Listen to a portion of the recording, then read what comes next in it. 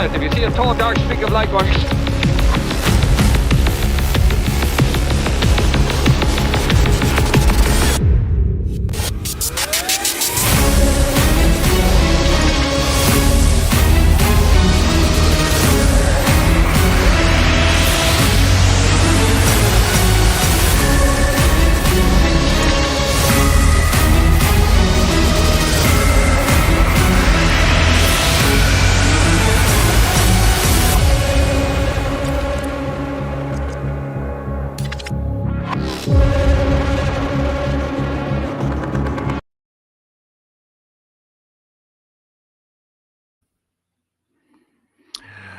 And good evening, one and all, and welcome back to Gen X Theater. Glad to have you, or Gen X Theater, Gen X Cinema.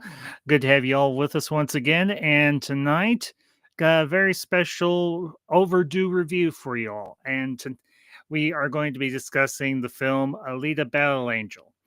And of course, if this is your first visit to Gen X Cinema, glad to have you all here. Hope you enjoy your stay. Hope you enjoy the discussion, obviously. And as all of us YouTubers like to say, hit the like, hit the share, and hit the subscribe.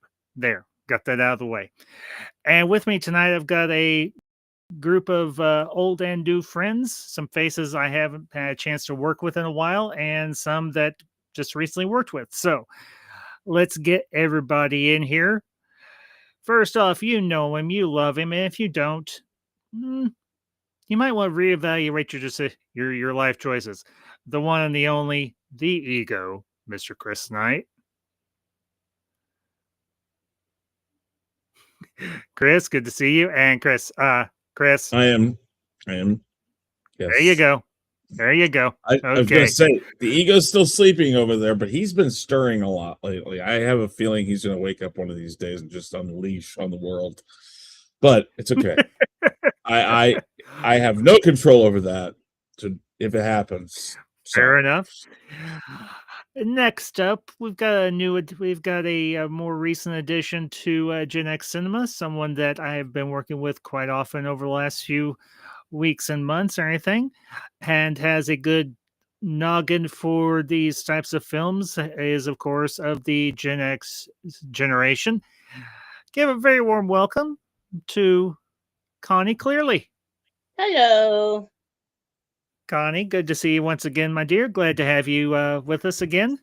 So, thank you, and thank you for being here tonight. I hope you all enjoy this us discussing this film. I've been looking forward to this for a little while now myself, because I have heard so much about this movie and finally got a chance to pick up a copy.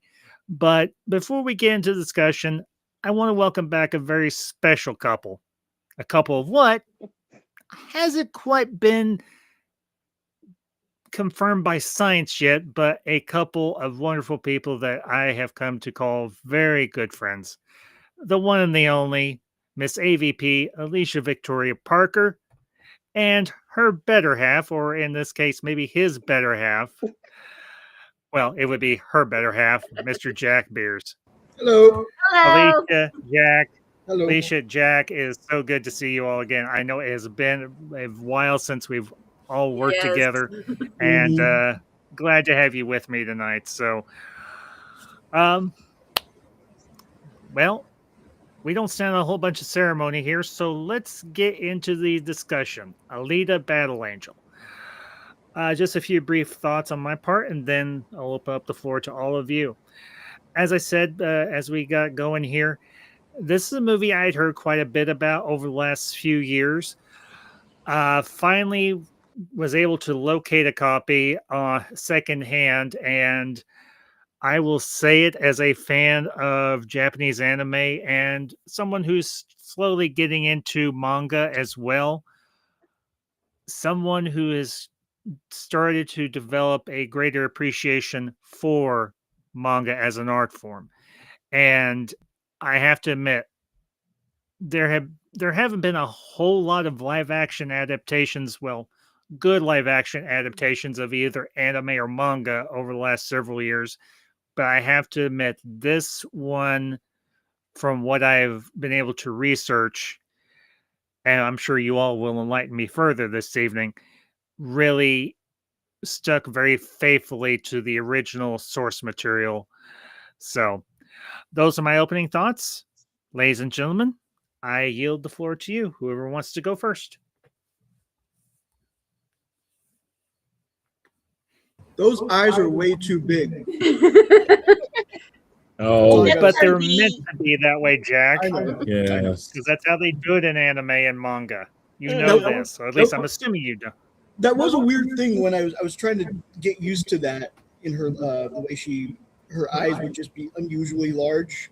Hmm. Yeah, it was. If you actually want to know what she looks like without all the weird eye thing, you could actually see.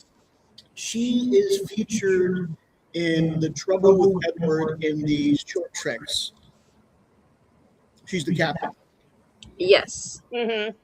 She's also my elementary and middle school friend, believe it or not, because we grew up together. She grew up with her. I mean, I had heard a lot of people mention on her Facebook saying, oh, she was really good in that. I'm like, huh. And I was like, wondering, I'm like, okay, I was kind of curious, like, okay, Rosa. So here's a little bit of backstory about Rosa, if you guys don't mind me interluding this. So when Rosa By and I all were means, please. sure.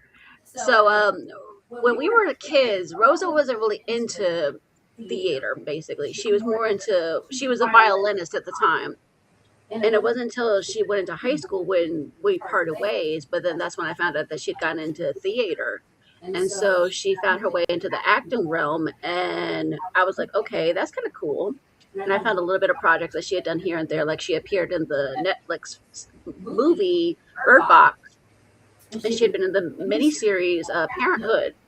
And I was like, okay, that sounds interesting. And then when I found out she was in this one, and a lot of people gave it like really good reviews, they said, oh, she's a really good actress. And I was like, wait a minute, Rosa Salazar, that name sounds familiar. And it turned out it was the same one that I knew. And I was like, oh, nice. It's kind of cool to see a familiar face and a familiar name. Because I have photos of her and me together, and she has not changed much. Well, that's a good thing because it shows that, clean living out in Hollywood and all that stuff hasn't really changed all that much, and that's a good thing. So, this, of course, is a film. This is a movie that was very well cast. Obviously, you mentioned Rosa Salazar in the lead role as Alita herself, but we've got a very good supporting cast as well. We've got, of course, Christoph Waltz as Dr. Ito. Mm-hmm. You've got Jennifer Connelly as Sharon, if I'm pronouncing the name correctly. I hope I am. You've got Mahershala Ali as Vector. You've got, for heaven's sakes, the kid who plays Hugo. I can't remember his name off the top of my head. But obviously him. And Ian Johnson. Ian Johnson, is that the kids? Yeah. Okay. Thank you. Mm. But I have to admit, this was a movie that I really hope that maybe somewhere down the line they will revisit this universe and expand upon it, because from the research I did, the creator of this universe, I wish I could remember the manga artist's name, but I can't, and I hate it. He has really poured his time and his heart and his talent into this, and has really built or created a wonderful, fantastic universe and everything in this particular instance. It's So, Yukito Kishiro, I believe. Kishiro. Yeah. That sounds about right. Go ahead, Chris. So a few things about this. That is probably my biggest gripe, which you just brought up just a second ago. It's probably my biggest gripe with this movie. To do what they did with it, and here we are X amount of years later, and we still don't have a sequel or a continuation of it. Because, like you said, this is probably one of the best, and I put this in the tweet that I put out for tonight's stream. I said one of the best live action adaptations of this, because it isn't fully live action. We know this, Mhm. but one of the cool things about this movie, and I'll bring up some things here real quick. One of the cool things is their misdirection and use of live action elements. The camera that James Cameron came up with, or there was a shooting style or camera, something like that they used for depth. It's a camera. Yeah, it was used for depth to create more reality within a digital space, and then to throw in live action actors into it. Your brain can't. One of the things, if you talk to VFX people, is they'll say the longer your brain looks at VFX, the more it sorts out that it's not real. But one of the ways to change that is either in quick bursts, change how you do it. So, for instance, Jurassic Park went from CGI to live elements to puppets and all this stuff. They used a wide variety of different things. The more you do that within a movie, the less likely your brain is to pull yourself out of that moment and say, oh, this is okay, this is all CGI, or this is this. They did a really good job of continuously tricking us into staying within this world as it being real. That was one of the greatest things about it. But the other thing is the adaptation of it. It's really cool. I will drop my first crazy nugget on you here. If you notice, the bar that they go into is named Kansas, right? Everyone know that? Do they know why? I think it might be like a Wizard. Because that's Yeah. Because I what? think it might be a Wizard of Oz reference. Just No. to show it's like out of like Because world. because in the anime and the manga, Mhm. Iron City sits on the remnants of destroyed Kansas City, which is where I'm from. Oh, Which is okay. one of the reasons why I've always loved this one. So it's named Kansas because it sits on the ruins of Kansas City. And so years ago, when I first found out this thing and people were talking to me about it, it's one of the, like, I grew up with this type of stuff, and my kids they love this stuff too. So it's cool.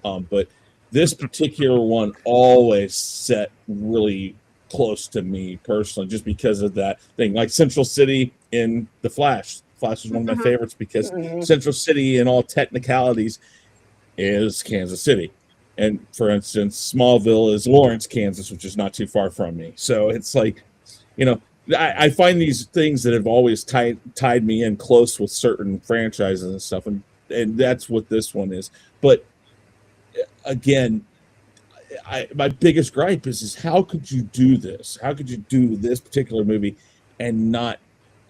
I don't think I've heard anything about it having another one. And by this time, it's like, well, how do we do it? I mean, yeah, a lot of CGI for the actors that are still in it, you can do that. But man, I think the time has passed, because I'm not sure if it would take off as well as this one did. Now, there's a good foundation of people who would love to see another one of these. And I think they owe it. I'm going to be careful about my words here, but I think they owe it to fans to do it. But if it means doing it at the expense of the quality of the first one, don't do it. Right. That's always my worry, especially lately in the past 10 years or so. It's just they do it just to do it. James Cameron needs to be a part of it. Robert Rodriguez, he needs to be a part of it. They need to keep these people a part of it and give them the time to do it. I agree. Connie, Jack, your thoughts on your initial thoughts on ALITA? Just the way the whole thing is, and especially has that cyberpunk to it aspect. That's why I love cyberpunk, steampunk, and diva-punk as well. But just the way it all encompasses throughout the whole show, never falters. And I grew up on anime in the manga. I remember watching Speed Racer when it was out, and I love that show. And Astro Boy.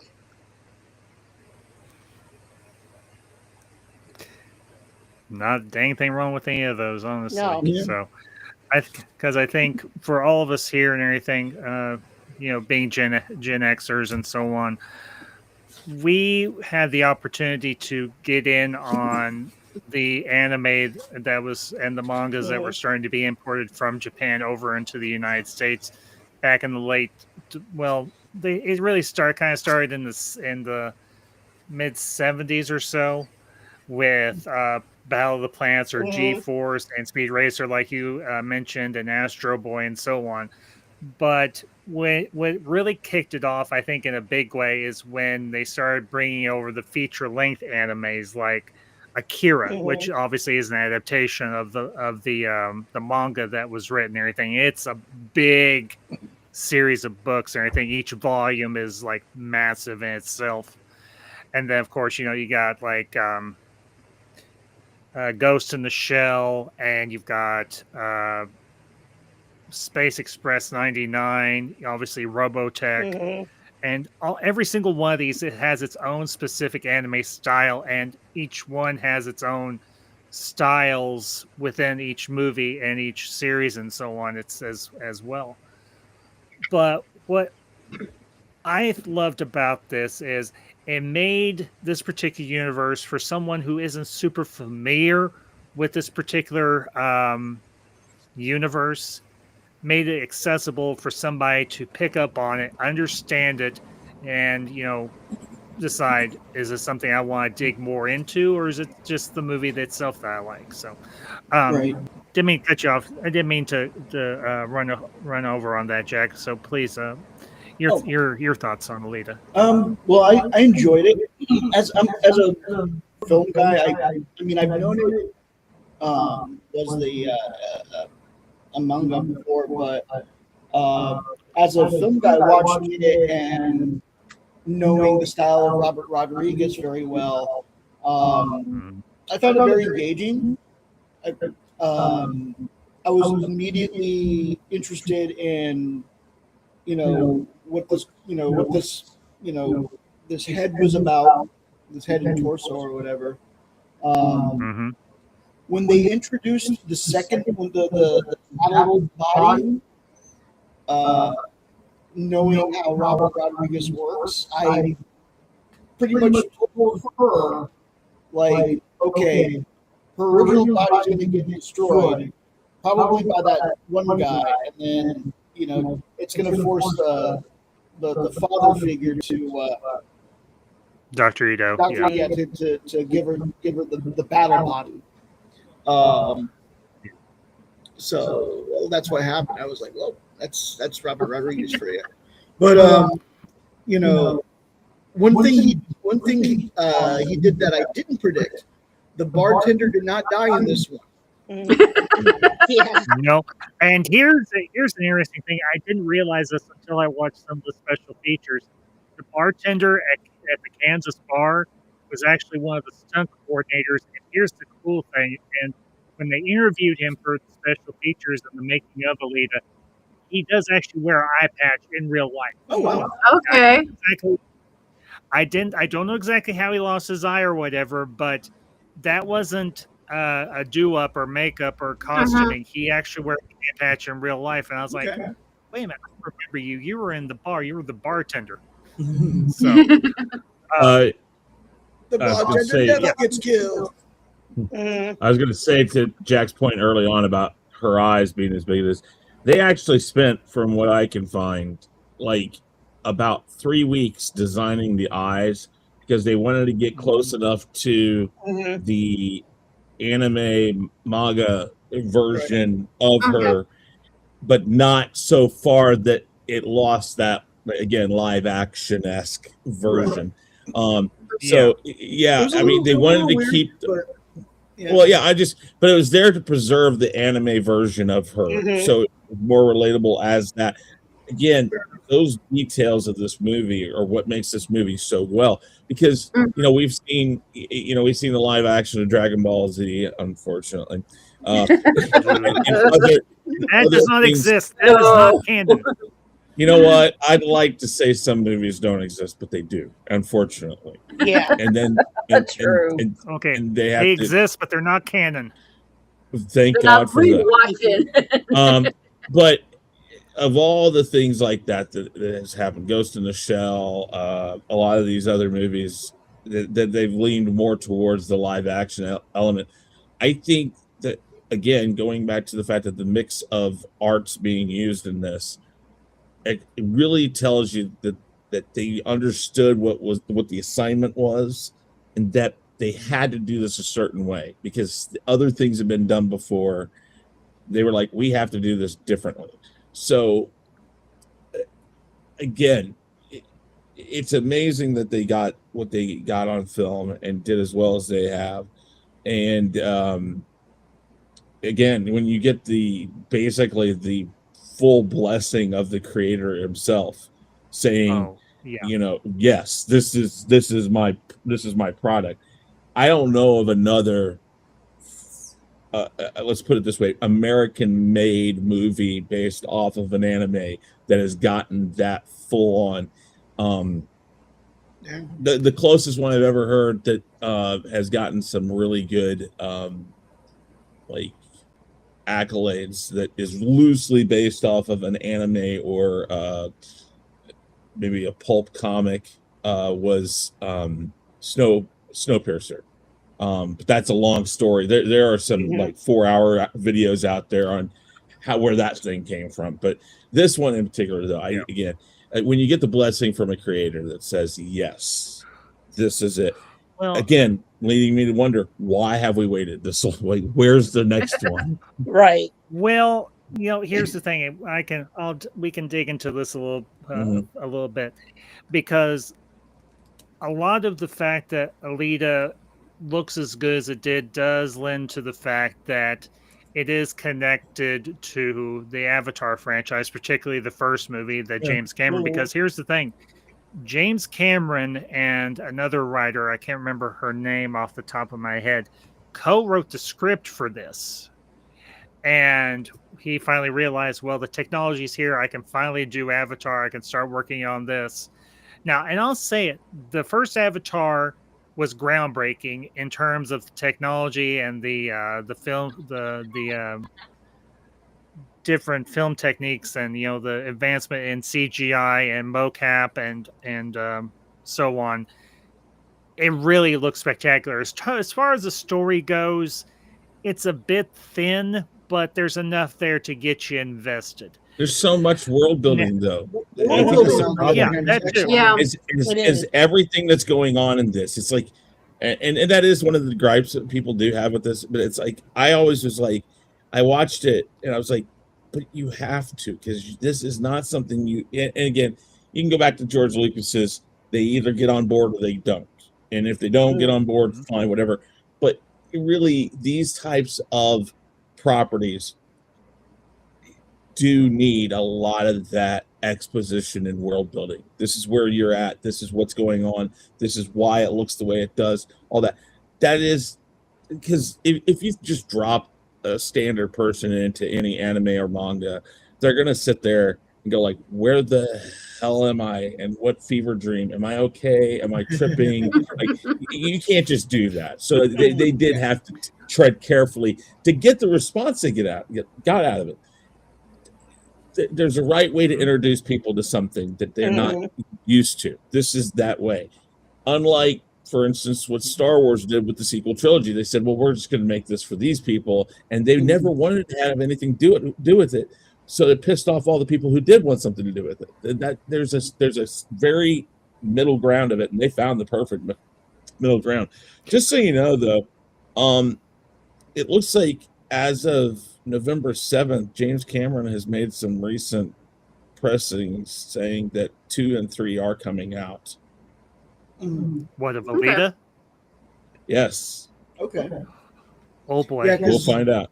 Yeah. Because the reason, I believe the reason why it didn't come out, at least immediately, is because like it's 20th Century Fox, and 20th Century Fox in 2019 was just getting acquired by Disney, and I think Disney was just looking at anything that didn't make gangbusters at the box office, and they were just like, no, we'll pass on that. Well, quite frank. Well, to be perfectly frank, some of Disney's decision making over the last few years has been quite questionable, and I think they would be better. I think they'd be better off doing something like this instead of some of the other projects that they've done over the last few years. And yeah, I'll say it. Some of the projects that they've done over the last few years have outright stunk. Whereas this is a universe that people are invested in and people want to see more of.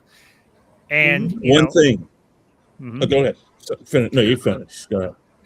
Well, and we can jump on this topic and everything after you give your point, Chris. This movie could have very easily fallen into the trap or the trope of the strong female character that has no flaws and is essentially the Mary Sue. But yes, that's exactly what I was going to say. Yes, but yes, thankfully, they avoided that. But thankfully, due to the source material and the effort that was put into it by the creator and all the people that have worked on it throughout the years, ALITA is by no means a Mary Sue. She is a relatable character, whether you're a man or a woman, and she has a hero's journey. She has a true hero's journey, and I think that was the creator's original intent. Obviously, now granted, the actual focus initially was a different character, which we actually do see in the movie, who is, if I remember correctly, voiced by Michelle Rodriguez, because it sounds like Michelle Rodriguez, unless I'm wrong. And that's the character of Gally. Okay, that's what I thought. I figured it was Rodriguez because it sounded like her. But Gally was originally supposed to be the focus, but as the creator was working on this, he realized, hey, I've got another character here that I can really flesh out and build something off of. And obviously the public, the audience really resonated with. One more thing, and then I'll let you chime in, Chris, and then we can get on to the next subject here.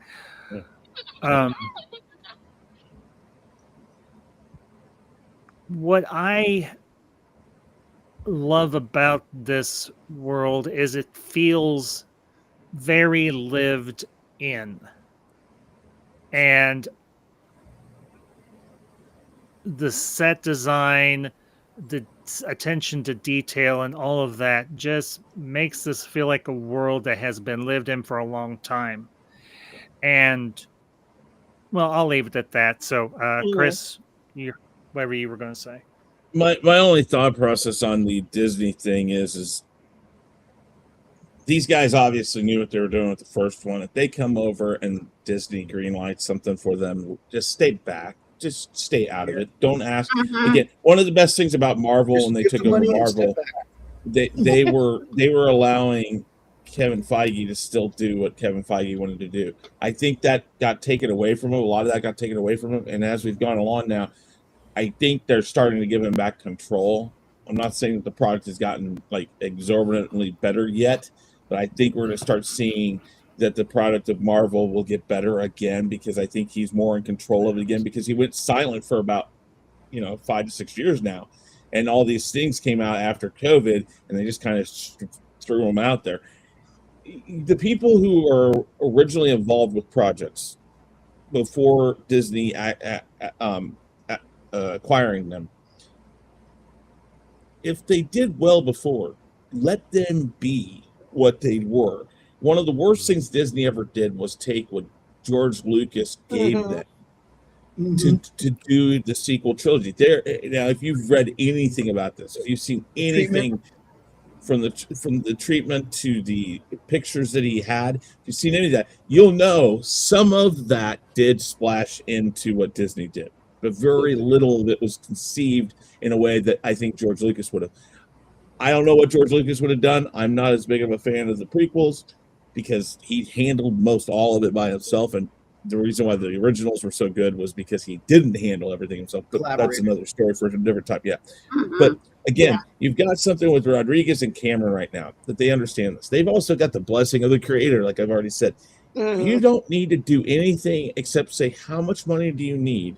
Let's start there. And if there's really a reason to maybe go above budget, just tell us what it is. Outside of that, stay the away, because stay the hell out of the way. Yeah. Exactly. That'll work. I Give them a like whole my F franchise. words.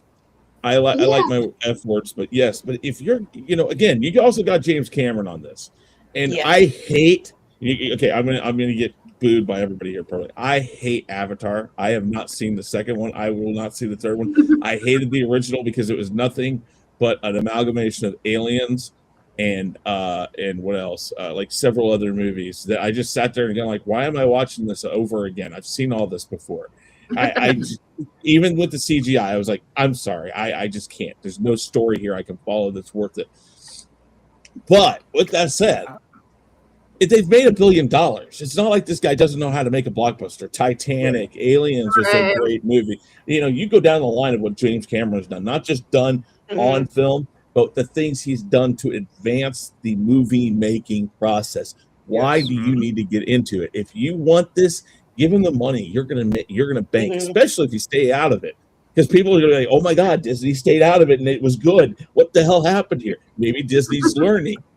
That doesn't mean they have. But that's my big thing. If Disney does greenlight this, if Disney is the studio behind it, because 20th Century Studios or whatever the hell they call it now, which is so stupid. It's 20th Century Studios, yeah. Yeah, I hate that. But if they use that to back this, you need to stay out of it. That's the big thing. Just learn that they did the right thing the first time. Let them be what they are. Yeah, I'm with you on Avatar. I never liked it. In the first time I saw it, first couple minutes I got motion sickness. Well, I didn't have that. I didn't have that. I just was sitting there going like, what the why? Why am I watching this? I enjoyed it. It just, for me, it took too long to make the sequel, and I lost interest. Is what happened. Well, there's that too. I will say the one thing about ALITA though that I don't like is it kind of ran past a point where they should have stopped it. Yeah. I every time I thought, okay, this is it. Nope. Okay, this is it. Nope. Okay, this is. I think it went through like 5 ending points that I saw. That's my preference. I still like the movie. That's a nitpick. If there's a thing that I would say about this movie, right. Well, let's dig a little bit into the point that I brought up a couple of minutes ago. The whole thing of where so many other female lead characters they fumbled so disastrously, but with ALITA they hit it just right. Guys and gals, your thoughts on this? And let's start with the ladies first. So, Connie, Alicia. I'll be right back, though. Okay, I'll be right back. Okay, Right. You're fine, bud. I thought they did a great job for how she is, and for the adaptation of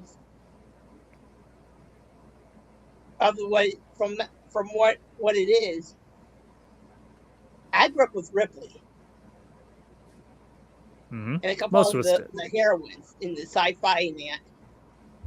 I think she ranks up there. Me personally. Alicia, what about you?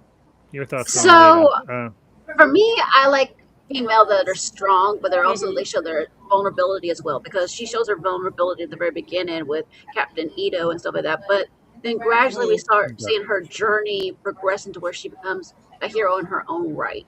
Like where she holds her ground and says, like when she does the bar scene, that really stood out to me. Like, oh, what's she going to do with all these would-be so-called bounty hunters? What's she going to do? Is she going to be overcome with it? And she says, like, well, what am I going to do? But she holds her own, and she's just like, okay, who's next? And they're all like, never mind. And I love the fact that she can do that, because everything that she does, stuff like that, I mean, sure, she's very vulnerable when we first meet her, but then gradually she starts showing her own strength as she goes. She showed that she's not defined because, okay, yes, she's this Avatar-like character, but she's much more than that. She's saying, hey, I want a future. I want people to know that, hey, I'm this person and don't mess with me because I will kick your butt. Literally. Yeah, literally. Jack, what about you? Let me ask you. Go ahead. Just go ahead. It's okay. Okay. Well, so I was, I'm very, you know me when it comes to like the Star Trek thing, and I really enjoy my characters having a hero's arc, and not the lazy versions. Like I really want them to go through like a struggle. It doesn't matter what their gender is or their color. It just if you can show me that you're trying, and then you can you know uh, advance, then and that was one of the things I saw in this one. It was like she starts off with no memory. She doesn't remember nothing about herself or where she's from and stuff like that. And she's been given this body. It's not a warrior body, but it's a robotic body that works. And just out of, I guess, muscle memory or whatnot you would have, she's able to discover that she can fight. And it gets to the point where she realizes she can fight pretty good. And then, but here's the thing: before it gets to that Mary Sue point, she's in the bar. She's being very egotistical about her skills at this point, right? And then here comes I can't remember names right now. Garushka. With his brand new finger tentacles, and he defeats her. Yeah, he defeats her. And as I said, like when it comes to like the way stories and it works and how Robert Rodriguez does things, she had to do that in order to get her body. They didn't just give her a perfect body right away. She had to work to find that body, right? And then she was mad. And she couldn't get that. She couldn't get the body put on her. And then when she loses her body that she has, then they have no choice but to put her in the body. And then when she comes out of it, she's not as like smart about it anymore. She's humbled herself. Her hubris was brought down. Was her downfall? Yeah, her hubris was her downfall, and she learned from that, and she came back out of it stronger. It definitely humbled her. Mm. The one thing I will say about ALITA is she has a presence about her, but it doesn't overshadow everybody else, which I think is honestly really good. I kind of want to dig a little bit into. I want to kind of dig into the supporting cast and everything because this is a really stellar supporting cast because you've got Christoph Waltz, you've got Jennifer Connelly, as I said, you got Mahershala Ali, you got Ed Sheeran. Unless I'm mistaken, I noticed that Jackie Earle Haley was in this. Unless I'm mistaken, didn't he do the I think he was the face for Garushka, and the voice sounded fairly similar to him. And honestly, the last thing I remember seeing Jackie Earle Haley was of course Watchmen years and years ago. And so you missed the I have. Yeah, he was in the Freddy Krueger remake, the Friday the 13th remake that they did. I honestly didn't see it. It's not that I wasn't, intrigued by it, but honestly, I was just thinking, what exactly are they going to do that's different with this? Just the fact that it's a different actor. All I'll say is that it's his fault that movie failed. It was the exact what you were saying. They just basically redid the same movie. But he did a good job. Yeah. Oh yeah, Jackie Earle Haley, I think, is a very underrated actor. And then of course you got the young man. I'm sorry, I blank on his name. I'm just going to refer to him by his character name. You got the guy who plays Hugo, and every one of these characters has a background and has a history to them. Even Dr. Ito's nurse Gerhardt, who has very little screen time in this movie, but what she has, obviously she's Dr. Ito's assistant, and they're at the robotics clinic that he runs, and then of course he moonlights as a hunter warrior and everything, which is how he keeps the doors open for the clinic. But what I enjoyed about this was you weren't just focusing on ALITA. I mean, I have to say, of the side characters, by far my favorite, in a way, is Vector, played by Mahershala Ali, and Mahershala Ali absolutely nailed this performance, as far as I'm concerned. I mean, granted, the only other movie I remember that I've seen him in was his voice, when he did the voice performance for Miles Morales' uncle in Into the Spider-Verse back in 2018. Yeah, and he did an absolutely marvelous job with that voice performance. What he has here is a very comes off initially as and I don't want to say a villain, but an antagonist character per se, although the real antagonist we only see like twice in the entire film, and that of course is Nova. But with what you have with Vector is a man who has come to realize if he goes up to Zalem, he's going to be kind of at the bottom of the pecking order. But even in Iron City, which is kind of a slum, he, as he says to Sharin, played by Jennifer Connelly, is better to rule in hell than to serve in heaven. You know, I think the line from Paradise, the great line from Paradise Lost, spoken by Lucifer himself, which has been used many times throughout the years in various films and shows and so on. But Mahershala Ali's performance, I thought, was really a standout. Not to say that any of the others weren't; they definitely were. But with Vector, he could have been a very one-off, one-note antagonist, but the way they played him and how he met his end ultimately, there was more to him than just being the bad guy. So, let me ask you guys: any of the performances from the supporting cast or anything? What's one that stood out for you? Floor's open. Whoever wants to go first. So the guy with the Aztec stuff in the back, the Aztec calendar in the back. Oh, Zapan, played by Ed Sheeran. Yeah. I wanted to see more of that, like more of his like designs and stuff like that. I want to see more of the guy with the hounds.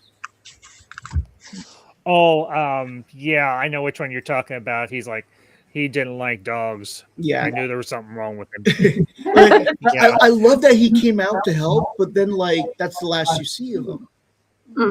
Yeah. So hopefully, when the sequel comes, more of him. That's kind of the problem with just a starting movie, is that you got to say who's the important to the story, because again, even though people do say it's bloated, there's a lot going on, and the story's kind of thin in it.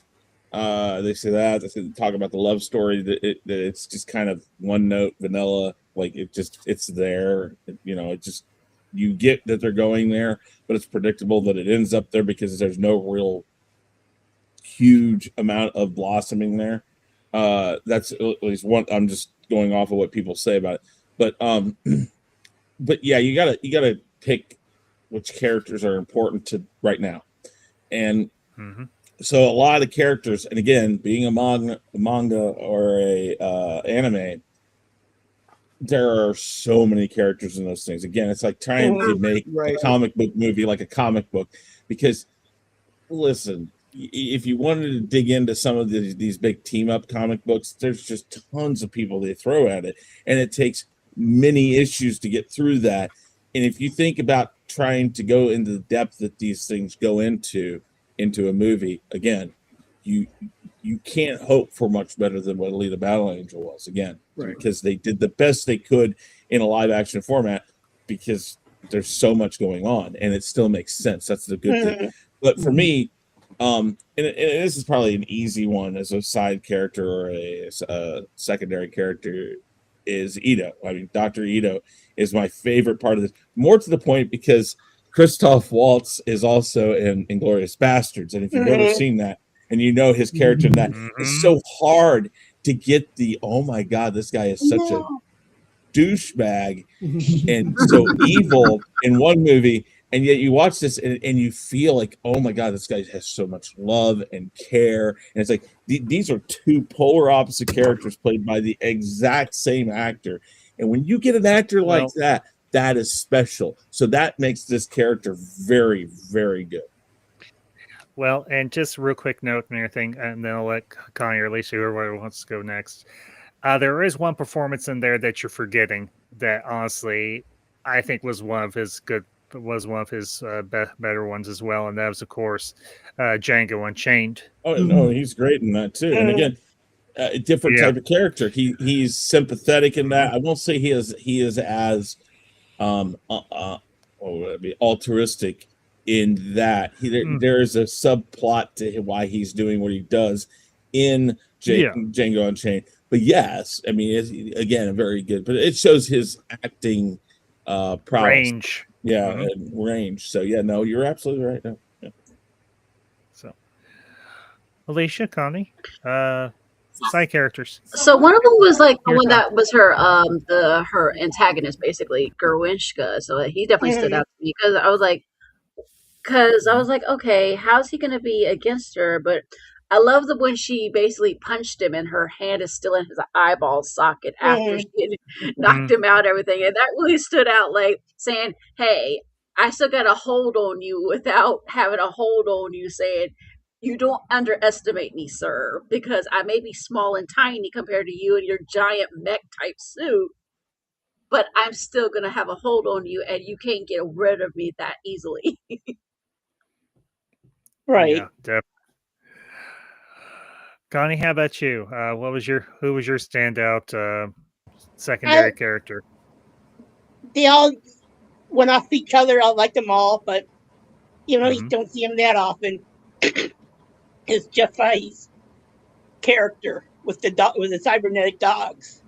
How he helped them helped out a lot. Okay. Yes. In the short amount of time that we've seen him, I seen him in a lot of other shows, especially Lawnmower Man. Okay. I thought he did great job on his character in controlling the dogs and everything else. Else entwined with everyone else. So, another point I wanted to bring up, and this is something that's been kind of a theme with a lot of Cameron's work, and I think it was wise for Rodriguez to keep this particular part of the original screenplay as anything, this particular element in it, and it's how biological life like ourselves interacts with cybernetic artificial intelligence.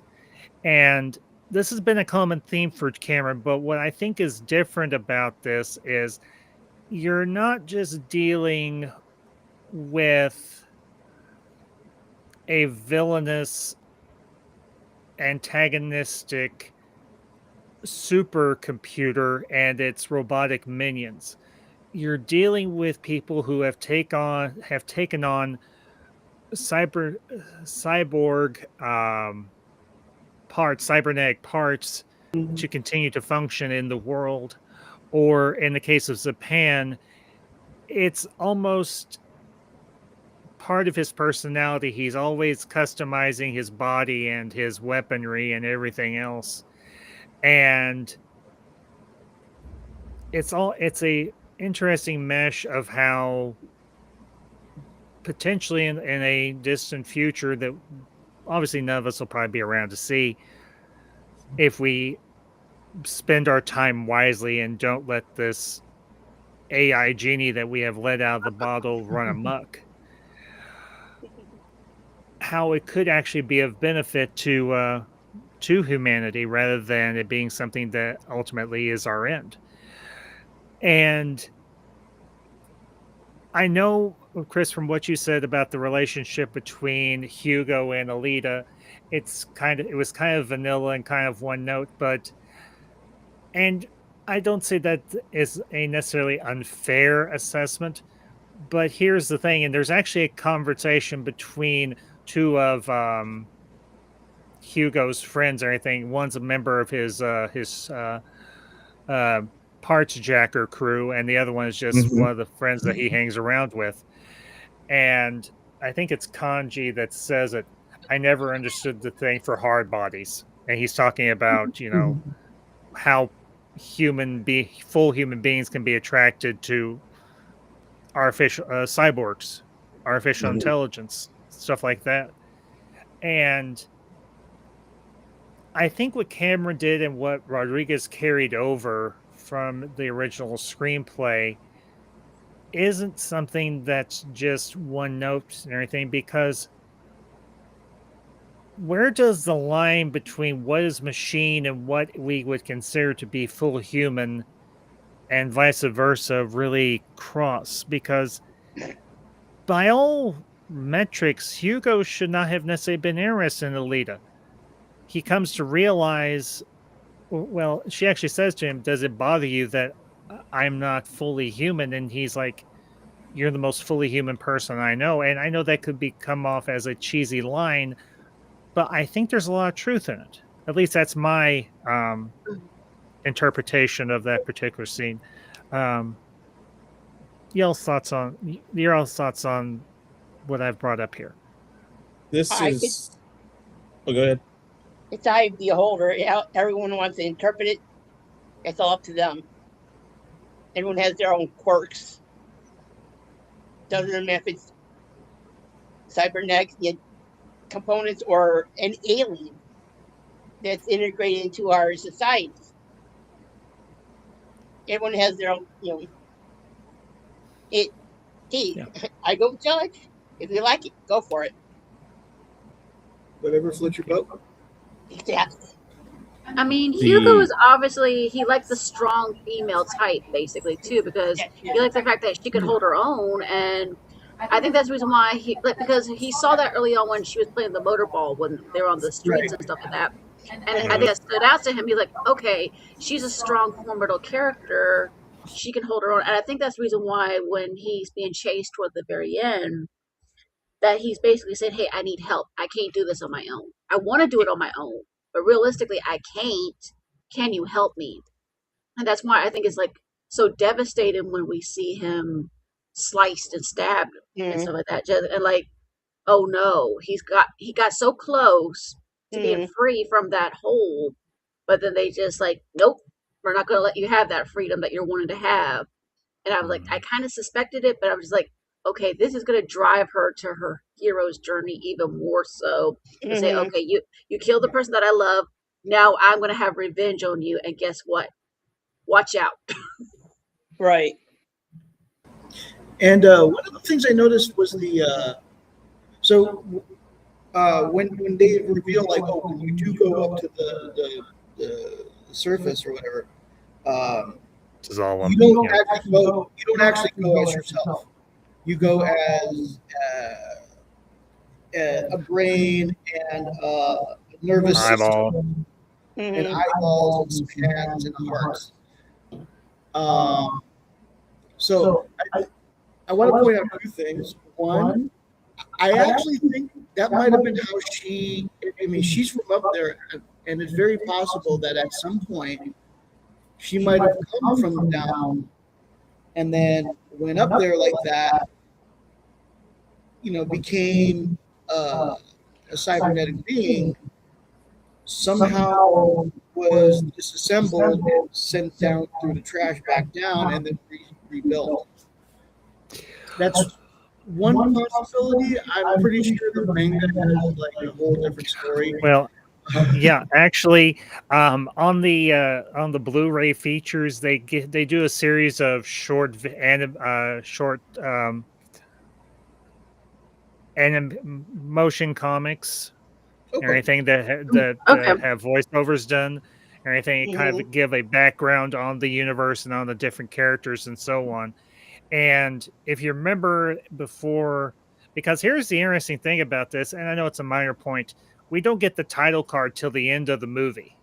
We don't get Alita Battle Angel till the end of the movie, which, unless I'm mistaken, is something that's carried over from the manga, because I think that's a trope. I don't want to say trope, but that's a tradition that they do often in mangas as well. But it's been a while since I've read one. It's because the way you read it, you technically read it from the back to the front, and so that's kind of why they did that. Granted, they don't tell the story or the movie in that direction, but it's not like you go and you see the end to the beginning, but it is to kind of give it that feel of that. But interesting. But it talks about 300 years after the fall, and they actually go into the war between the Techronaki and the Earth and everything. And it talks about how humanity went out into the universe and went out into the solar system, but not for altruistic reasons, but for advancement of the human race and for greed and all these other things. And they eventually colonized Mars. But over time, the two worlds grow apart. They grow their own distinctive. Obviously, Earth keeps its own identity, but Mars eventually develops its own identity separate from Earth. And actually, the backstory behind Alita and everything is she was initially born a human. But they discovered that her brain was so advanced that they felt that she deserved to be in a cybernetic body rather than a fallible, weak human body. And to preserve her. Precisely. And over time, obviously, she gets the Techronaki sends out their forces, and you see the flashback when she's having these flashbacks and she's fighting on the moon, and you see the other character Gally, voiced by Michelle Rodriguez, as I mentioned before, and she starts to piece together, and Dr. Ito's able to help her with some of the back history that she may have forgotten or wasn't aware of at the time, how this all connects together. And Hugo and his friends take her to that battleship that's crashed out there and been left alone pretty much for 300 some odd years and everything. And we find out that Alita herself is over 300 years old, give or take. You're right. So yes, I think one of the things I really like about this, I don't know, I guess I say I geek out on this anime aspect of things, but Chris, you're not the only one. Well, so there's this level of that, but then I talked about the bringing this into real life or live action. There's another movie that I guess I would say a more violent and sexually explicit way handles this same very topic, like between Hugo and Alita, is Ex Machina, is it Machina or Machina or however you want to say it? Machina. Yeah, it's like, I love that movie because of this same trope of it about a man so obsessed with technology and in love with technology that he builds what he thinks is his perfect woman. Granted, this does not go in the other direction, which is where it realizes it's got him by the you-know-what and decides to take care. But the idea of that taking this entity from a place, and again, like you said, to preserve her brain and what her potential was, they realized early on, we have to do this. And that storyline, again, it's briefly touched, and it's not I mean, you get glimpses of why it was done. And she's still learning things about herself again. Another reason why you need a sequel, because there's so much more in that story. It's so depthful. But those are those tropes going on in this are some really good things. And when I said that, I was talking about with Hugo and her, that a big gripe of people who've seen this is that I don't know about thin, the whole thing. It's there. It's explained enough. You kind of know that's where it's going to go. I mean, let's be honest. It's a movie. There's a boy. There's a girl. They're going to try to put them together, and they're the closest thing that it would work. You know, you're not going to have the guy that plays her dad be the one that's in love with her. Right. There's certain ways this is going to go, and so you know that I didn't have a problem with it, but the whole story, you know, I guess if you've played Final Fantasy VII, you know, it has that theme of different levels. People live in different places, and that kind of separates you in classes. Again, there's the segregation that plays on people's feelings about, again, racial inequality or equality. The segregation in the 60s. There's a lot of things that play to a lot of different people in this movie, again, because of all the different factions, the different the different feelings towards things. So there's a lot of real human emotion behind what we watch. When ultimately what you're watching is very techy and sci-fi. But it's amazing how they did that. They were it's so down to earth at the same time being fantastical. Well, and that's I think a real credit to the creator of, you know, the actual name for the franchise, if I remember correctly, it's called Gundam. Gunnm. Yeah. Gundam. Yeah. Not to be confused with Gundam, but Gundam. Right. No, don't try to play that game because they will come after you. Oh yeah.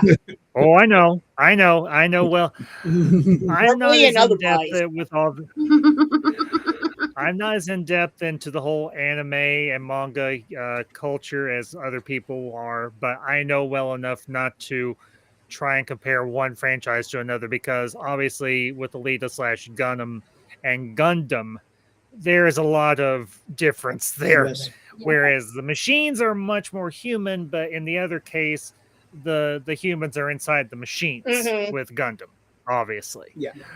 One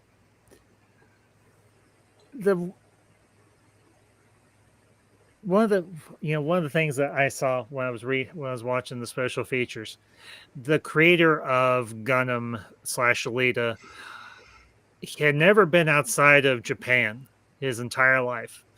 And they actually invited him over to the Troublemaker Studios or anything. It's Robert Rodriguez's production company. Robert Rodriguez's studio and everything, because they were doing part of the shooting there. And there was an exchanging of gifts, and the creator gave Rodriguez and Cameron both a box set. It was the entire compilation of the entire Gundam anthology, essentially. Not anthology isn't the right word, but the entire storyline and everything, the whole book collection. And this was a big box set, right? And everything, and Cameron presented him with a original signed piece of original artwork from the first Avatar, and also with one of the first art book and everything, because this was around the same time and everything that I think the first Avatar came out, and he wasn't quite working on the second one as of yet. But Cameron had put a nice message inside the book and everything that he wrote to the creator of ALITA. And obviously he had a translator there because he didn't speak. He spoke some English, but he spoke, obviously Japanese. He spoke predominantly Japanese, and they had a translator there with him. And as you all have pointed out already, when he saw what they had done and what they were doing with his work, obviously he gave his blessing. One little funny side story. They interviewed Rosa Salazar as well and everything for the making of, and she was talking about when the creator came to the studio, and he's a very, very not closed off individual, but most Japanese, they're very low key, very respectful and everything, not very expressive with their feelings. It varies from person to person, obviously. Mhm. But Salazar ran up to him, gave him the biggest hug, and he wasn't offended by her enthusiasm or anything, but being of his his mindset, Mhm. it wasn't necessarily something that you really do.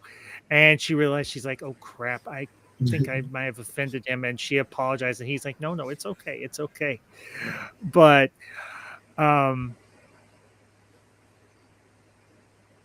there's those little moments or anything when you have the creator of this universe that comes and looks at the work that they're doing with his baby, essentially. And he has this huge fan base that he had been working on this franchise for years and years and years on end, and he figured it wasn't being well received. Well, then if finally they did a vote or something on some of the more influential mangas and anime over there in Japan, and his came out in the top 3. And then he finally started getting all this fan mail, and it was just a deluge of fan mail that came in on him. And he's like, holy crap, people really like what I'm doing. Good. So there is one interesting story when you mentioned that about her hugging the Japanese creator. So this is a really true story. So like I said, she and I went to school together, and one of the things that we learned, so we were in an immersion school, in case you guys didn't know. We basically started learning French by the time we were from 5 years old all the way up to about 15. And so one of the things that we did was we were learning Japanese in between our language arts classes and stuff like that. And so we learned Japanese, and so it's kind of ironic that she would know that she may have remembered a little bit of the Japanese that we learned. And also one of our classmates that we had she was Japanese American as well. And so when we would have like international cultural days and stuff like that, that individual, her family would bring Japanese food. She'd come out in the kimono and everything like that. So I think Rosa may have remembered that from our elementary school and middle school days. So I think she may have remembered that and was like, because she was always friendly and outgoing. So when you mentioned that, I was like, oh, that sounds so much like Rosa. Even though I haven't seen her since we were 15, that still sounds like the Rosa that I remember growing up with. Let me ask you, Alicia, have you ever, I'm guessing that she's probably on social media, either on Instagram or X. Have you ever thought about looking her up and saying, hey, remember me? Yes. So she and I are friends actually on Facebook and stuff like that, because she goes by her first and her middle name and stuff like that. So every year I tell her happy birthday, and then I'll leave her messages. Like when she was doing Bird Box, I said, hey, I actually liked you in Bird Box. I wanted to learn more about your character. And so I left her a message telling her that. And I also, because there's a couple photos that I have of her and me together, because like I said, we were in kindergarten together, we were in 4th grade together, 6th grade together, 7th grade, and 8th grade. And because one of the photos, which I showed Jack just recently, so it's a funny story. The teacher that we had, she had a crush on that teacher, and the photographer would put us in order of our height. Now, Rosa's very tiny. Rosa is about the same size as me, 5'5". And so we were about 8 or 9 years old. Let me see, maybe 10, no more than 10. But they put us in how they do the class photos. They normally put the shorter ones in the front, the taller ones in the back. So they put me in the front row, and they had the teacher on the other side. And so in the photo, she wanted to sit next to the teacher. I didn't care too much about the teacher, but they put me next to the teacher, and in the photograph, you can see her elbowing me, but she's doing that sweet little smile of her. Like, how dare you? That was my seat. I have to see if I can find it so I can show you guys, because it is too funny. Read the comments really quick there, Alicia, and on YouTube if you can, or look in the chat down there. Mike is simping. He wants to He wants I you can't to make go I work can't for him. make out the chat. I can't make out the chat right now. Sorry. He says if AVP could get her to do an SD game swap ad, well, that would be a great birthday present. LOL. Actually, I would love to have that to play on our streams and stuff. But anyway, no. What's SDGS? So he has he owns. an eBay that he's trying to promote and Yeah. sell stuff. Yeah, on he there. has an eBay store called SD Game Swap. So, Oh, okay. well, it's Fair not. enough. She may not ruin it. I mean, all she has to do is say, "Hey, I got this guy that I know that does this. He's big into that." Like I said, 5 sometimes seconds. she'll answer my messages. Sometimes she doesn't. It all depends. I think she's in between New York and California. So I mean, Yeah, I don't know. I have lots of people that I know in the Hollywood and music world that I write, and if I don't hear from them back after I send a message, I'm like, okay. It's like I obviously They're probably busy. Yeah, I mean, I know I'm not the be all end all. The fact that they still talk to me is kind of like, okay, that's cool. But Yeah, no, I mean, I always tell her happy Well, birthday. hey. So hey, that's the main thing. Yeah. Hey, if that's the long and short of your friendship, that I would say that's not a bad thing. No. Yeah. I mean, the closest. Okay, there's been only 2 movie stars that I've actually met, and one was one that me and Mam Ambassador, and I think Alicia and Jack, you know this story. Chris and Connie, you don't.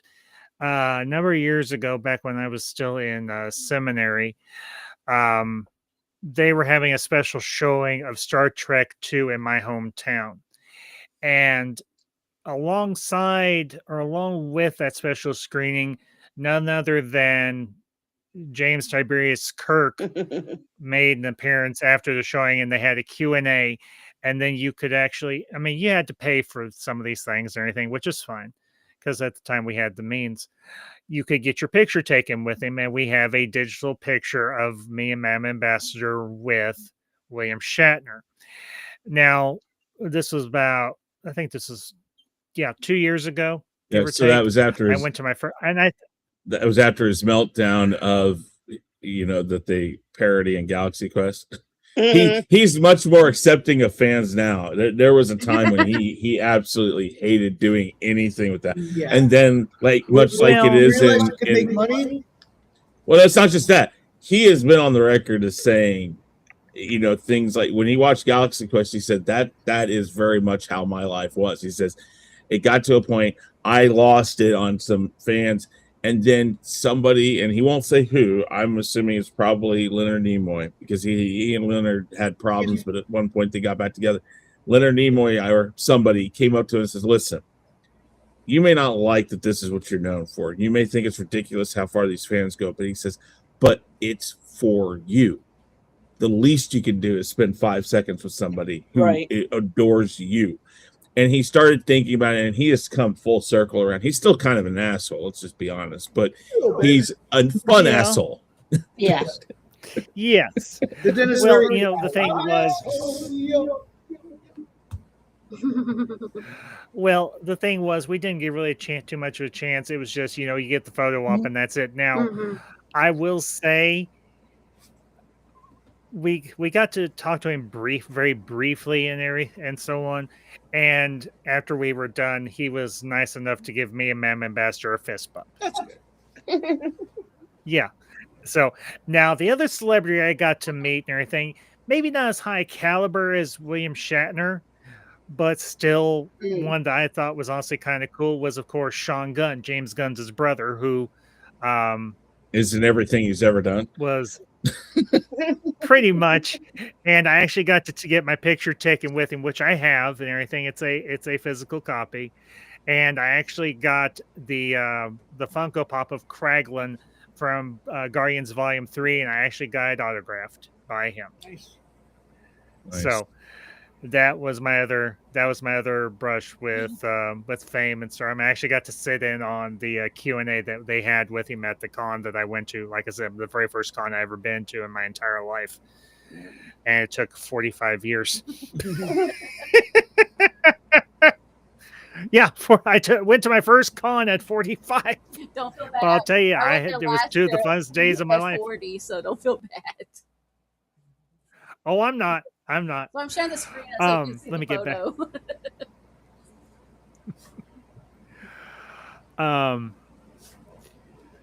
To answer your question, Vile Mike, are you guys going to be doing comparison of the manga to the film? Because I'm not too familiar with the manga. Honestly, Mike, no, we're not going to be doing a lot of comparison because honestly, I've not had an opportunity to read the mangas or anything. I want to. This is definitely a series I want to get into, but yeah, that's true too. Like Sam Raimi puts his brother in everything he does too. Yeah, obviously, except for like the first couple of Evil Dead movies. Now he was in. Sam Raimi's brother was in Army of Darkness, but he wasn't in it till after Ash gets back from the past and he's telling his story to one of the other clerks and so on. All right, so he's actually telling it to Sam Raimi's brother. I won't lie, though. I would love to. I won't lie. I know he's probably getting up in years, but I would love to meet Sam Raimi. I would love to meet all of them. Of course. I do too. Bruce Campbell. They seem like they'd be a lot of fun to hang out with. Yeah.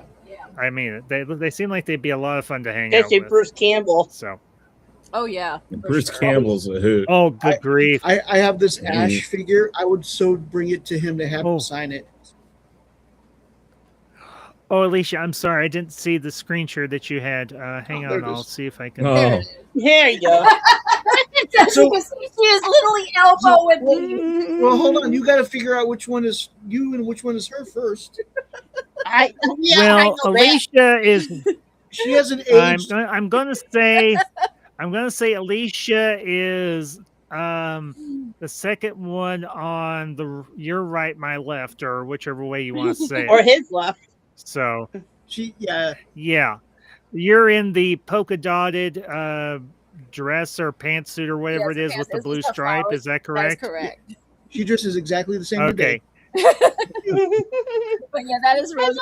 And I'm guessing, correct me if I'm wrong, but is that Rosa right next to you, Alicia? Correct. That is Rosa on my right hand side. So yes, that is our team. Oh, good grief! She was itty bitty.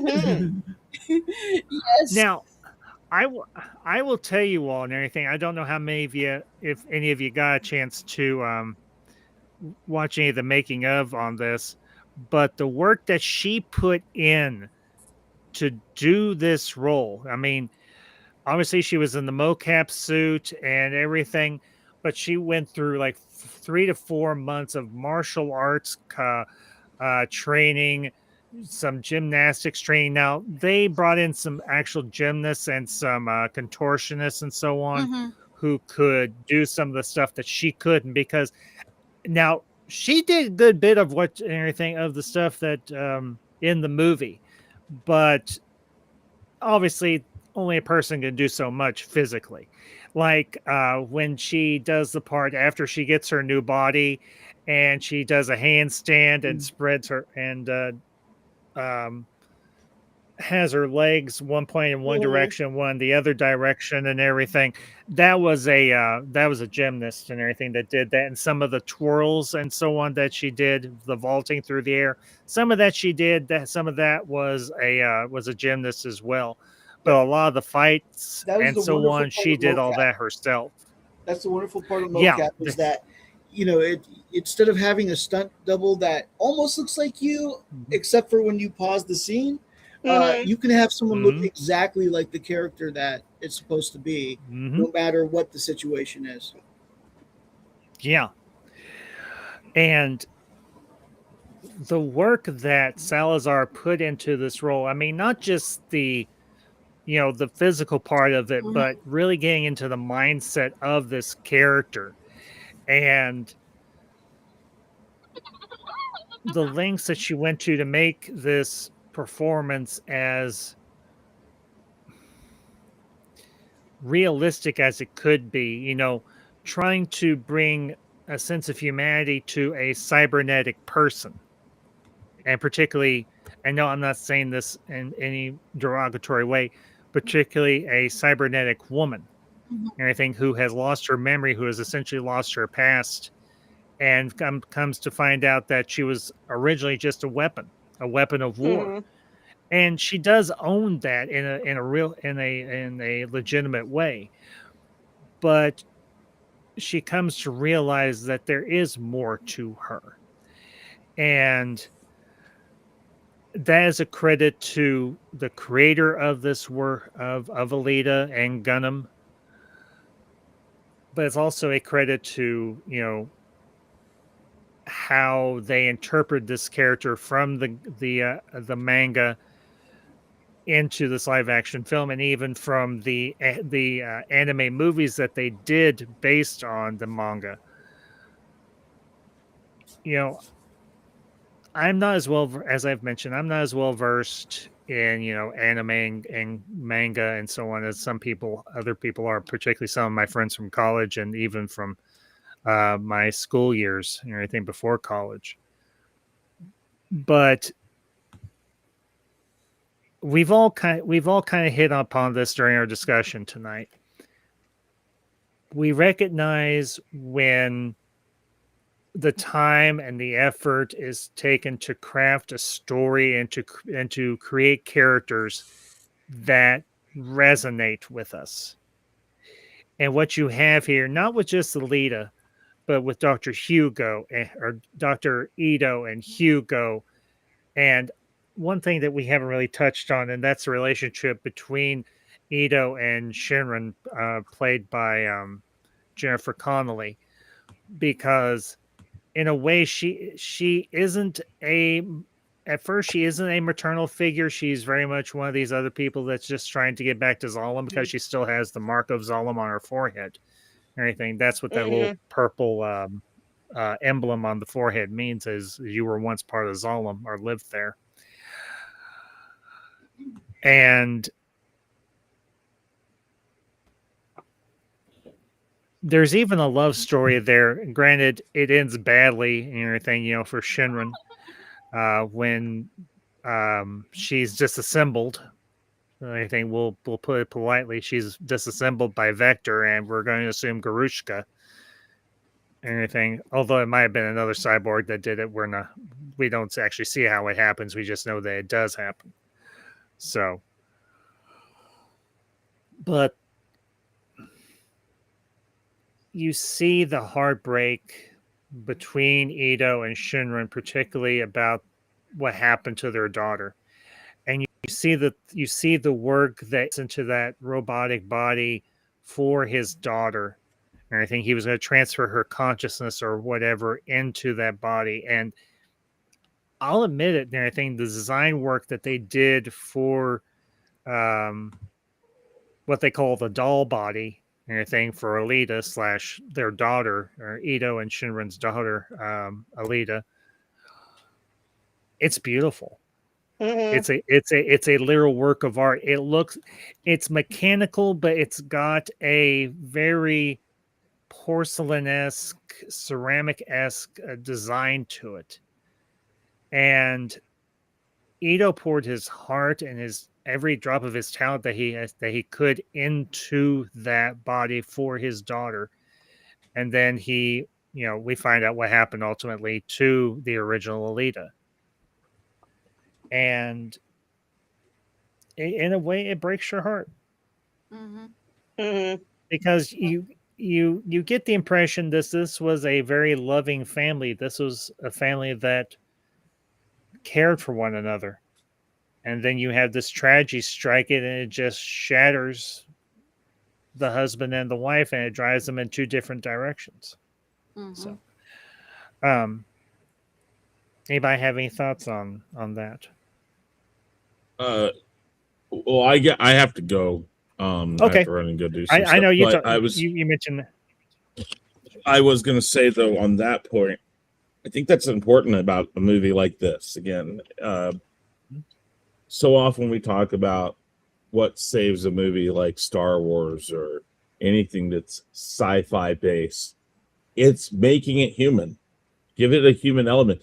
You will forget about the trappings of the cyberpunk and Mhm. the futuristic elements of it, or because again, I talked about it with the class structure and stuff like this, the different things that are going on. We see this every day in real life. Mhm. So the more real you put things in, and again, the trick of the mind with the CGI and real actors and all that, these things are what really give this type of a movie, and there are other movies like this, but this one especially gives it the depth that you care about characters, that the characters that are important to care about, you do care about, and that the moments that are supposed to feel sad or happy or expressive or tense, the fact that they can do that with ultimately something that is completely fantasy and fiction is important. That doesn't come because you just look at it and say, oh, let's make this flashy, cool thing. There's a story there. There's real emotion behind that story. You're just putting it on a landscape of futurism. And again, one of the things this movie does well is kind of scoff at the inability of some movies that can't get that feeling out of it. I can't remember the awards this thing won. I can't remember if it did win any major awards, but it I don't think certainly so. Yeah. I don't think it did, but it should have. There are some things that it could have, and but yeah. Anyways, that's my thought on that. And if you wanted to know, like 1 out of 10, I give this thing a 10 because again, I have seen the manga, the anime, all of that, and somewhere in one of my boxes, I think I have quite a bit of the manga of this because again, I told you I have a very special attachment because of where it's supposed to happen. Again, I said it early on. I think we all said it, that this absolutely knocks it out of the park as far as adaptation. I mean, is it perfect? Of course not. You can't get that on film. You just can't. I mean, now, yes, if you did about 30 of these movies, maybe you get there. Again, mangas and animes are so in depth and take forever to build a story and to get somewhere, that to do that in a film, in one film especially, is just difficult. But for and what 2 they hours, took, exactly, for what they took, the story they wanted to convey, they did a great job. I mean, I cannot express the care to authenticity that it takes to get a creator to say, yes, that's everything. You didn't get that with George Lucas talking about the sequel trilogy. He didn't come out and go like, this was what I wanted to do. This was it. If he had, I think people would have shot him. Anyways. Guys, Chris, thank you for having me. Chris, good to have you, bud. Good to see you. We'll see you later, Take bud. it easy. Yep. Bye, Be safe, guys. Bye.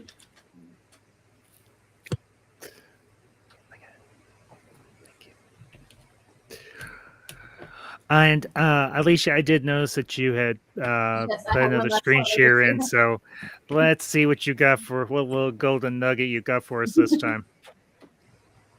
So this is us in kindergarten when I first got introduced to Rosa.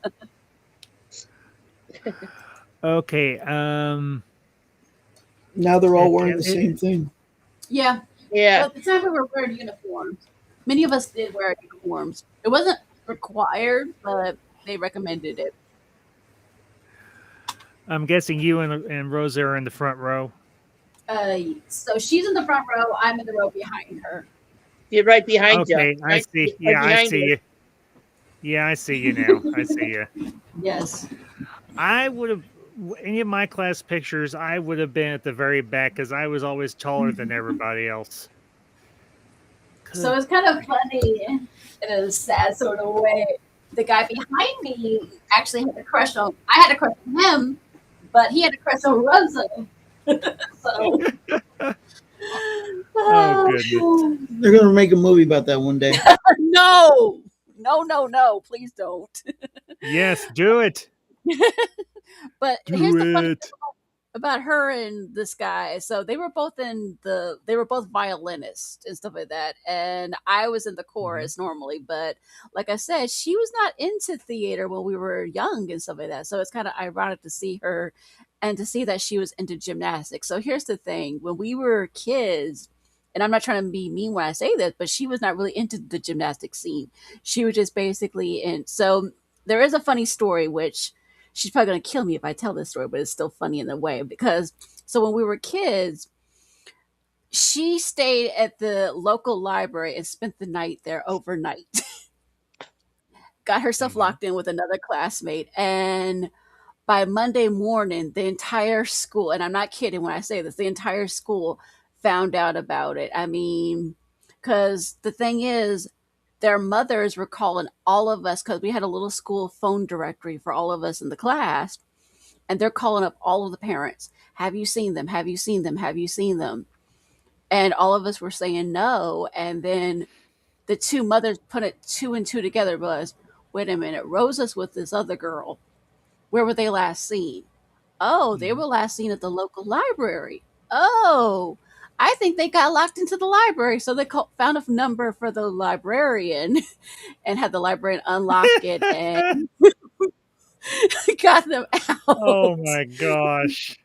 I've got to share that story with Madam Ambassador because she is a huge, and I say this with all love and respect, she's a huge library nerd. One of her first jobs, she was actually an assistant at a local library. And then when we were in college for a little while, she was actually assistant director of the university library. So I got to share that with her. She'll get a hoot out of that. So. Yes. But yeah, that was a funny story. But like I said, the one thing I was thinking about when you were mentioning about the parents and stuff like that. So I was thinking about what my mom and I have discussed, and we like how there's been a lot of tragedies over the years, like little baby Jessica who fell down a well and other tragedies that have happened. Very rarely do parents stay together in these instances. And I think, unfortunately, that's what happened with Ito and his wife, that they split soon after this situation. But I got the impression if Vector hadn't interfered, that possibly they were going to get back together. That they could have had a second try for the relationship, maybe. There, I think that I think it might have been a possibility because I think if she had gotten over, her drive to get back to Zalem and everything and kind of focus more on what she did have in the past instead, that could have been a very distinct possibility. But as you mentioned, and as we all know, Vector got involved, and Nova wanted Shinran's her mind and obviously her eyes and her hands and her heart. And we don't know if that ever got transported up to Zalem or not, or if it was just left there in that case or anything, being as ALITA does and everything at the end as she kills Garushka and then ends up running Vector/Nova, because Vector is, like I said, not Vector, but Nova is the real villain of this story. And we learned that he's actually a lot older than any of us suspect. And I think what a lot of people were hoping and everything, the way they left this movie off, is that eventually we would see ALITA and who knows who else or anything finally go up to Zalem to... I get the feeling this might have had a similar theme to the Hunger Games, but it would have been different, obviously, because this obviously isn't a different...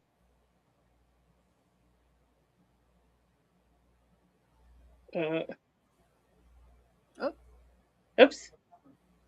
I think you froze. Yeah, that's what I was thinking of too. Okay.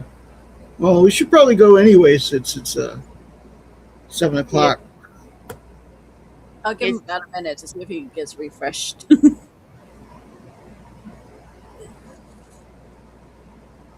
This movie kind of has a lot of different shows, if you think about that, you grew up with over the years, like the dystopias, and whoever remembers, it's a cartoon. It's Centurions. Centurions. I think I Yeah. remember about that one. Okay. Yeah. And plus a few other shows as well. If you really think about it. That's true. It kind of also reminds me of the movie Artificial Intelligence, AI kind of thing. Yeah. How Yeah. ALITA basically, she starts out like a Pinocchio, so to speak. How she wants to be real and everything, and she has all these different parts that comprise her into becoming who she does become in the end. So, but then gradually she shows that she's more than just the Pinocchio. She shows that, okay, I can hold my own. I can fight, and I can just be tough along the way. Yeah, and sorry about that. It's all right. It's okay. I was just talking about some of the different shows, movies that remind us of how the show that we are talking about tonight. Oh, ALITA, yeah. Yeah. Well, go ahead, because obviously I couldn't hear any of it. So if you don't mind retracing just a little bit.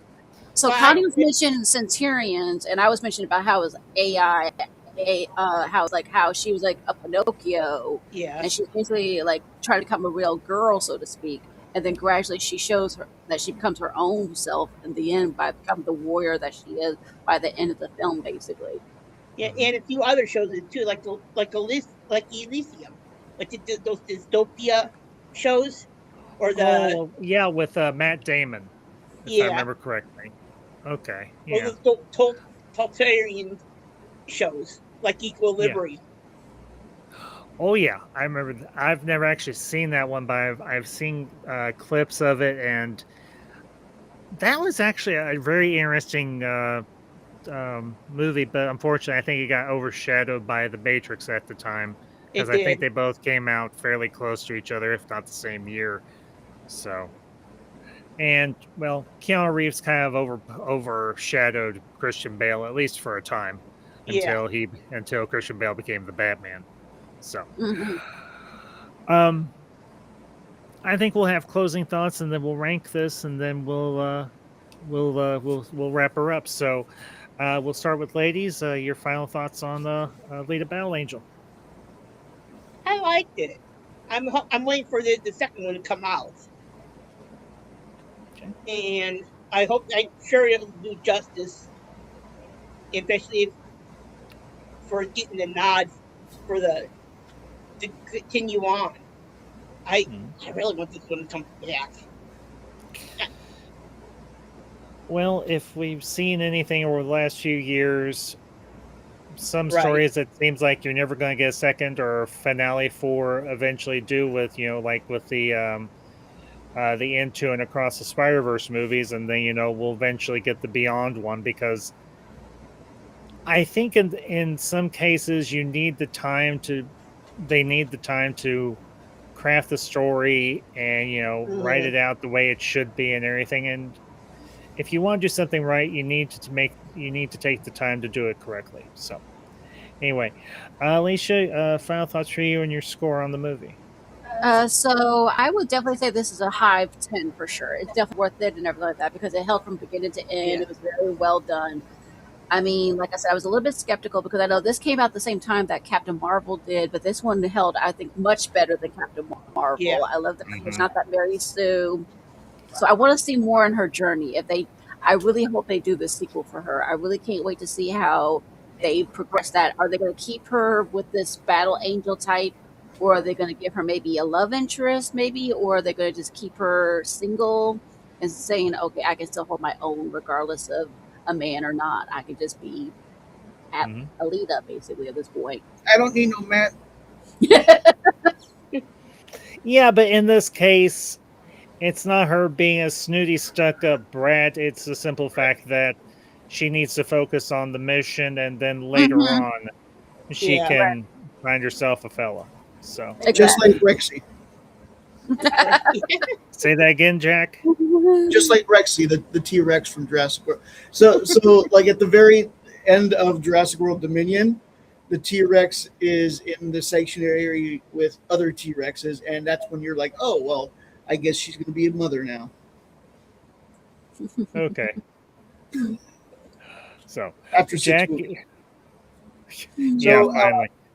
Go ahead. So for Alita Battle Angel, I think it's a great start to something that I hope will continue. Robert Rodriguez, this is one of his better movies and stuff like that. He really knocked it out of the park. The actors knocked it out of the park. You know what I mean? And I mean, like, yeah, I'd give it a 9. I mean, the eyes were big, but